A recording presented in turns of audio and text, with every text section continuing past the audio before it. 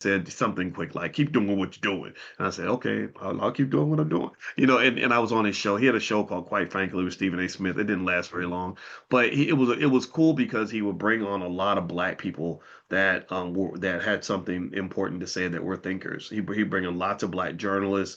He brought me in there a couple, two or three times, and a lot of other people. So even though Stephen A. is not a liberal, and some people say he's a coon because he's a liberal, I think that we got to get out of that nonsense. I don't believe that any political party should get a right to decide who gets to be black and who's not.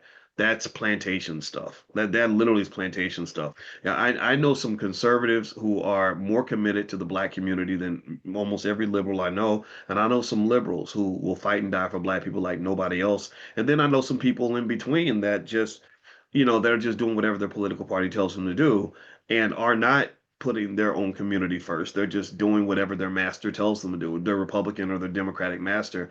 And I'm not a fan of any of that. So if you ever try to pin me to a political party, you're going to get it wrong, because I'm not doing it. I'm not participating in that. I vote black in every election, period. All right. So anyway, with that said, let me go back and read a little bit more, or share more about what wealthy people do that or teach their kids that poor people do not. And by the way, so one of you were asking about the stock options class.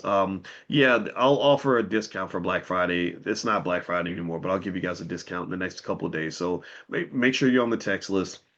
I'll send the link out probably tomorrow. So if you're not on the text list, text the word morning to the number 87948. And also, for those who are not inside the Zoom now, I'm going to actually give you a link to register for the Zoom, because some days I may not send out the text to let you guys know that we're meeting for class. And so you probably want the Zoom link to come to your email. All right, so here's the third. So the first two things that wealthy people teach their kids: one, they teach them that ownership is important. Two, they teach them that every dollar has a job. Your money should be working for you. Three, they teach their kids that networks are assets, and that relationships can out earn a paycheck.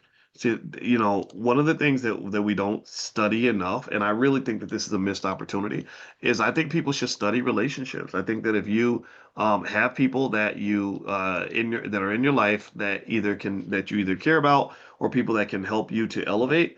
Um, I would like study that process of knowing how to form the right relationships and maintain the right relationships. Wealthy people really get that. My brother, when he went to Cornell, he didn't apply for any jobs when he graduated. He wasn't there to get a job. He was there to go and meet the children of billionaires. And he did.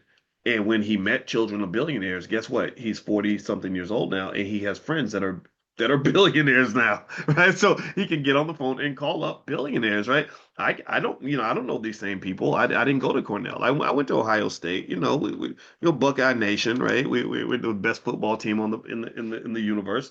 But it wasn't the same type of network, right? So don't underestimate the power of the network. In fact, when people talk about college and what college can do, a big part of college is who you're connected with, or fraternities and sororities are really doing this really well at the highest levels. I'm not talking about the ignorant stuff, or the strolling and stepping. That's just for fun, I guess. I've never done those things, but the networking piece, I've seen it in action. I'm really impressed.